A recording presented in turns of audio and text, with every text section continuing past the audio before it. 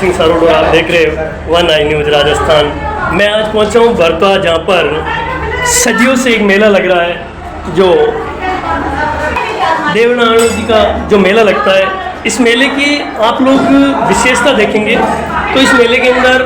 लगभग सैकड़ों नहीं हजारों की संख्या में इस प्रकार की पूजा, ये पुजारी जी एक एक कढ़ाई बोलते हैं हम लोग, कढ़ाई में जो प्रसाद होती है उस प्रसाद से भोग लगाया जाता है। और इस भोग के साथ में लगभग सैकड़ों की संख्या में इस प्रकार की प्रसादी लेके आते हैं लोग अपने घरों से, और उस प्रसादी को देवनारायण के चरणों में समर्पित करते हैं और अपने घर का बना हुआ प्रसाद देवनारायण जी को चढ़ाते हैं। दोस्तों, इस के साथ ही यहाँ की मान्यता है कि यहाँ पे जिसमें भी, क्योंकि देवनारायण का एक स्थान है, इस देवनारायण के स्थान के अंदर ये आप लोग देख पा रहे हो कि इतनी भीड़ है। हर कोई चाह रहा है कि कोई ना कोई सारी इस प्रकार के बड़े बड़े जो मेजे होते हैं वो चढ़ाए जाते हैं। और यहाँ पे मतलब सबसे बड़ी परंपरा ये है कि इतना हाइट पे होने के कारण ये लोग ऐसे लेकर के दूर दूर तक लगभग ये 22 फीट से ऊपर का ले जाए, इसके बाद में एक और 22-25 फीट का ले जाए। तो ये लोग सारे अपनी मान्यता के अनुसार अलग अलग जगहों से लेके आते हैं। और कहीं ना कहीं देखना इसीलिए कि एक मेले के पीछे सैकड़ों लोग जो इस प्रकार के निशान लेकर आते हैं। भरतवा मेले में आप लोग देख पा रहे हैं कि इस प्रकार की ज्योति जलते हुए और ये जो निशान दिख रहा है और ये जो मेला दिख रहा है, इस मेले के अंदर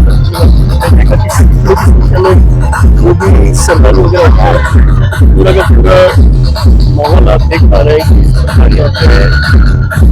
आपको समझाऊंगा कि देवनारायण यहाँ पे आप जितना दूर तक देखेंगे पूरा का पूरा एक ही जगह से आप देख पा रहे हैं कि ये सारे अलग अलग गाँवों से ये नीचे लेके आते हैं और नीचे चढ़ाते हैं। कहीं ना कहीं सहयोग के बिना कोई काम नहीं होता है। यहाँ पे सैकड़ों वर्षों से जो मेला लगता है उसके पीछे सबसे बड़ा कारण रहा है गाँव की एकता। और गाँव की एकता के अंदर जो ये देख रहे हैं आप मेरे सामने को, और जितने भी ये चेहरे दिख रहे हैं, ये कहीं ना कहीं गांव की एकता के अंदर कहीं ना कहीं प्रमुख कार्य करते हैं। और जहां तक की बात है कि ऐसे मेले बनवाना कोई छोटी बात नहीं है, जहाँ सैकड़ों वर्षों से आप लोगों को मैंने दिखाया था कि छोटी छोटी मूर्तियां जो यहाँ सैकड़ों वर्षों का प्रमाण है कि देवनारायण भगवान की यहाँ से किसी के सामने को, और ये जो जितने भी ग्रामीण है, जितने भी नवयुग मंडल है, जितना भी यहाँ का गाँव का जो एक मेजोरिटी होती है, उस मेजोरिटी के आधार पर इस प्रकार के बड़े बड़े कार्य होते हैं। कहीं ना कहीं मेले के अंदर इन लोगों का होना जरूरी है। जब आप लोगों ने देखा लगभग यहाँ हजारों की संख्या को नियंत्रण करने के लिए मात्र गांव के कुछ लोगों का जिम्मा रहता है। साथ ही साथ आप लोगों ने देखा इस मंदिर की सबसे बड़ी खासियत है, इससे आप लोगों ने देखा है कि कहीं ना कहीं पे हर जगह पे मंदिर, जो देवनारायण के मंदिरों पे, कई जगह पे ऐसे देवनारायण के मंदिर, जैसे देवमाली में एक मंदिर है जहाँ पे आप लोग देखते हैं कि वहाँ पे छतें वगैरह नहीं होती है। वैसा का वैसा भरतवा गाँव के अंदर भी ये पुराना मंदिर आप देख पा रहे हैं। इस मंदिर की सबसे बड़ी खासियत यह है कि मंदिर के यहाँ पे, जैसा कि साथियों आप देख पा रहे हैं कि कहीं ना कहीं इस मंदिर के यहाँ पे पाती उतारी जाती है। और आज भी ये सैकड़ों वर्षों पुराना मंदिर होते हुए भी देवनारायण की कृपा है कि यहाँ पे नया मंदिर बनाने में तो कोई भी व्यक्ति या कोई भी गांव के लोग मिलकर के भी बना सकते हैं। लेकिन यहाँ एक मान्यता है कि ये मंदिर एज इट इज, जैसा था वैसा का वैसा रहना चाहिए। ये मैं आपको एक मूर्ति दिखा रहा हूँ, ये मूर्ति देखेगा आप। इस मूर्ति के साथ साथ में ये जो इनकी समाधि स्थल है, इसके साथ साथ में आप लोग देख पा रहे हैं ये मिट्टी का, जो मैं हाथ लगा के दिखाऊंगा, ये मिट्टी है बिल्कुल इस मिट्टी के जैसा ये पूरा का पूरा। यहाँ पे एक चीज और देखने को मिलती है कि यहाँ पे आज भी नाग देवता कहीं न कहीं दिखाई देते हैं। पूरा का पूरा गाँव पक्का है, लेकिन आज भी देवनारायण जी के मंदिर में यहाँ पे आज भी कच्चा ही है, क्योंकि पक्का निर्माण होने से स्वयं देवनारायण जी ने यहाँ पे मना कर रखा है कि किसी प्रकार का पक्का निर्माण नहीं हो सकता। जबकि आप लोगों को दिखा दूं मैं, इतने आसपास के अंदर आप लोग देख रहे हो कि ये पक्का है, नए आमने सामने जो भवन बने हुए वो सारे के सारे पक्के हैं। लेकिन देवनारायण जी का मंदिर ही एक ऐसा है जो कच्चा है, जिसके पीछे की कहानी मैंने आपको बताई कि यहाँ पे कितना ही सांप काटा हुआ व्यक्ति एक बार इस मंदिर के यहाँ पे आ जाए और परिक्रमा लगा देवे, तो शायद कहते हैं कितना ही जहरीला सांप क्यों ना हो, उस जहरीले साहब का भी कहीं ना कहीं इस मंदिर के यहाँ पे पूरा का पूरा जहर जो नष्ट हो जाता है। और ये जो देवनारायण का मंदिर आप लोगों को मैं बार बार इसलिए दिखाना चाह रहा हूँ कि आप लोगों ने मेरे मीडिया के माध्यम से भी आपने कई बार देखा होगा, बड़े बड़े मंदिर दिखाए। देवनारायण के कई मंदिर ऐसे हैं जो लेकिन इस मंदिर के अंदर कहीं पे भी पक्का नहीं दिखाई दे रहा है और सदियों पुराना है। जबकि आसपास में आप देख रहे हो कि पक्के, ऐसा नहीं कि पक्का निर्माण नहीं है। पक्का निर्माण तो यहाँ पे ग्रामीणों ने बताया कि यहाँ पे जब पक्का निर्माण भी करवाया जा सकता है, क्योंकि यहाँ पे डेवलपमेंट बहुत अच्छा है। यहाँ पे आसपास में ये मेरे सामने की ओर आप देख रहे हैं, यहाँ के स्थानीय प्रधान भी है, तो इन्होंने भी मुझे बताया था कि यहाँ पे चाहे तो कुछ ही समय में भी पक्का करवाया जा सकता है। लेकिन एक चीज यह मानी जाती है कि देवनारायण जी नहीं चाहते, जब तक देवनारायण जी का हुक्म नहीं होगा तब तक ये मंदिर इसी प्रकार रहेगा। तो दोस्तों, मैं आप लोगों से निवेदन करना चाहूंगा कि जिसको भी आसपास में अगर कोई सांप काट ले या सर्पदंश हो जाए, मैं आप लोगों को किसी प्रकार की अंधविश्वास को बढ़ावा नहीं देता हूँ,